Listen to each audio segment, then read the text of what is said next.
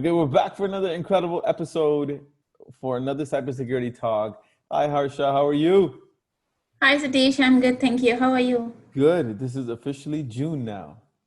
Yes. We're in almost 9, 10 weeks of isolation. Yeah, Um, it's been 2 months. but summer's out. Buildings are reopening. Customers are looking at building security again as people start to come back to work.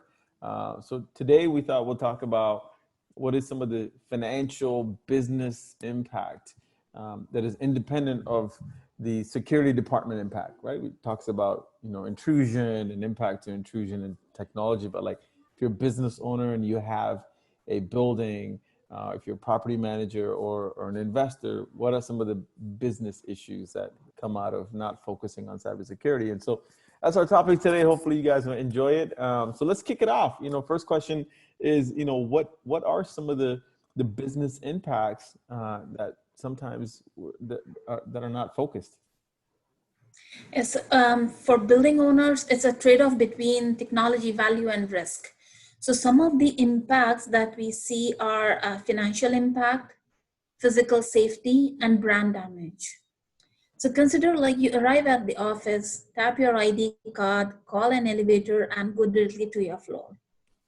You're well settled in your climate-controlled office. Now imagine a cyber attack shutting down your building lights and elevators. So not only there's a security breach, employees would need to be sent home. Hmm. And depending on the size of the company, this could lead to a loss of thousands or even millions of dollars. Right, right.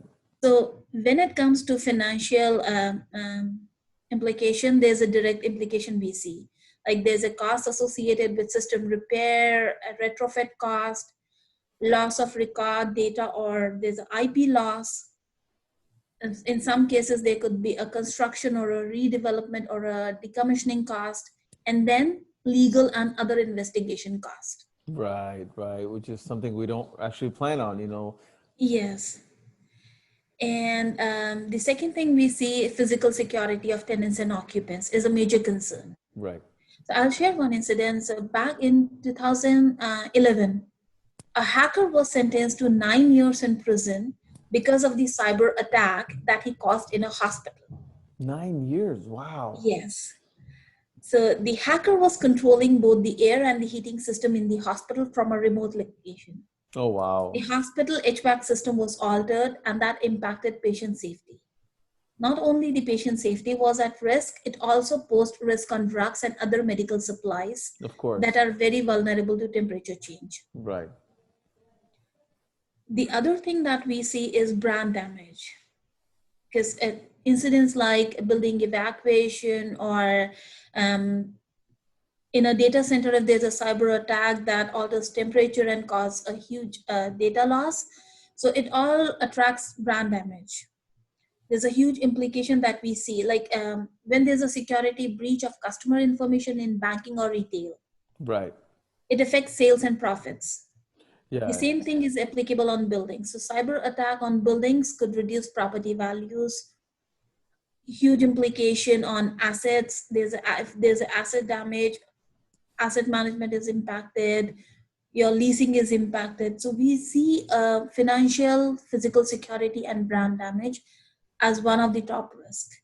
Right now, brand damage is an interesting one because like bad PR, it's hard to put a number on it, but when you start to Yes. think about like loss in customer credibility in your business or loss in, tenant credibility in using your facilities, it impacts leasing, it impacts the ability Yes. to rent or sell a property, right? So there are some ripple effect financial issues that might not be obvious in the first sort of Yes. go.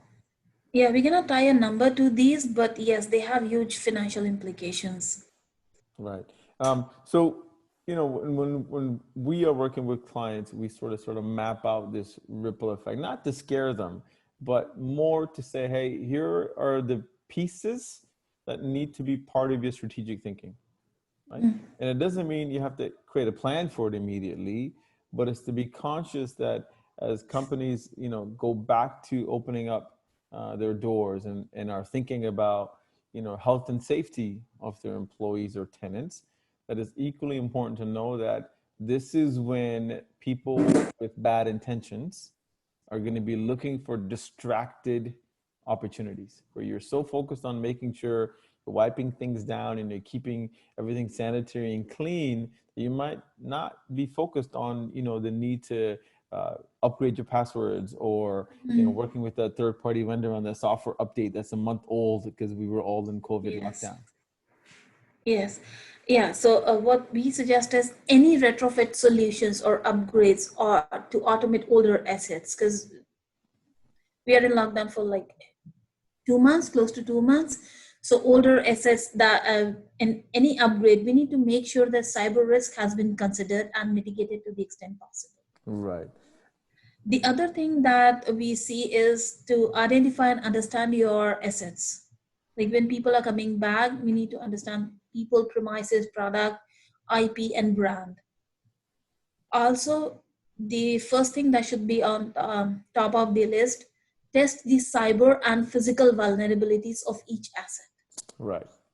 Because the buildings were not in use for quite a long time. The other thing that we see is segregate your tenant and landlord networks wherever like it's possible. Right. Plus, Sorry, does invest that in mean a like not to share passwords? not to share the same network or deploy devices on the same network. So if I'm a tenant, Because use my own Wi-Fi, own my own network, not the building one. Yes, because if one gets impacted, the other one is All still of them safe. do. Yeah. Also, because now we are going back to buildings, it's very important to have a robust and effective recovery strategy that enables fastest possible return to normality. Right. Yeah. So not only in terms of health and wellness, but also in terms of asset downtime, cybersecurity measures. Plus, we need to ensure that this is the high time. Many of the vendors are working remote, making sure the systems are up and running. So ensure that those who in your supply chain are aware of the cybersecurity responsibility and validate that they are meeting your expectations or your standards. Yeah, no, I think it's a really interesting time to talk about this stuff, because in the new normal, there's so much additional considerations now property managers and building owners need to put into play they didn't have to think about, right? Like you said, what's the entranceway looks like, how many people can get into an elevator at one time, what does common areas look like now in terms of isolation. And when we're focused on all of that, and if you don't have a dedicated team or support through somebody like us or somebody else who can pay attention to your normal cybersecurity issues and your everyday sort of cyber threats, then you're opening up yourself to a point of vulnerability that I think not only K-Tech Labs, but I think the industry is sort of helping pay attention to. So I think this is great. Any last sort of recommendations or key thoughts we can leave with anybody watching this? Yeah, I would say invest in a robust cybersecurity strategy. Build cybersecurity right from design phase to operational phase. Because any exposure to tenant data or any breakdown of the system, it leads to reputational damage and asset discontinuity. 100%. Well said. Great way to close this out. As always, if this is a topic of interest and you're looking for some thought leadership, if you're looking for just another opinion because you're not sure where to turn to, get in touch with us. We're here to support. It's unproven new grounds now, and we think about what's happening when buildings are opening up again. We certainly have a plan that we think is fantastic, and we're happy to share it and help as many building owners, property managers, and people in the industry. And so get in touch with Satish, get in touch with Harsha, get to K-Tech Labs on our website and get in touch with us. We're here to help. Thanks, Harsha. Great. We'll Thank talk to you you soon. Okay, bye.